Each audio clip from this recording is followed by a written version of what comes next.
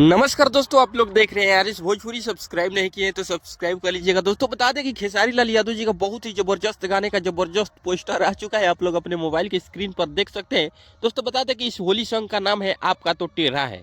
जी हाँ दोस्तों, इस गाने का नाम है आपका तो टेढ़ा है। मतलब पोस्टर में साफ साफ लिखा है कि आपका तो टेढ़ा है, तो ज्यादा कुछ दिमाग लगाने की जरूरत नहीं है। दोस्तों आप लोग साफ साफ देख सकते हैं कि खेसारी जी अपने हाथ में केला लिए हुए हैं। तो ये केला का बात हो रहा है और कुछ आप लोग जो समझ रहे हैं उसका बात नहीं हो रहा है। ये केला के बारे में बात कर रहे हैं खेसारी जी। और ये गाना में जो गायिका गाई है उसका नाम है नेहा राज, और हमारे trending star superstar Khesari Lal Yadav ji गए हैं। और इस गीत को लिखे हैं, इस गाने को लिखे हैं कृष्णा वेदर्दी जी, और म्यूजिक दिए हैं आर्या शर्मा जी। दोस्तों बता दें कि इस गाने को रिलीज किया जाएगा मंगल मूर्ति के फिल्म्स यूट्यूब चैनल पर रिलीज कर दिया जाएगा इस गाने को। दोस्तों बता दे कि इस गाने को अभी तक रिलीज डेट कंफर्म नहीं बताया गया है कि कब इस गाने को रिलीज करने वाले हैं ये लोग।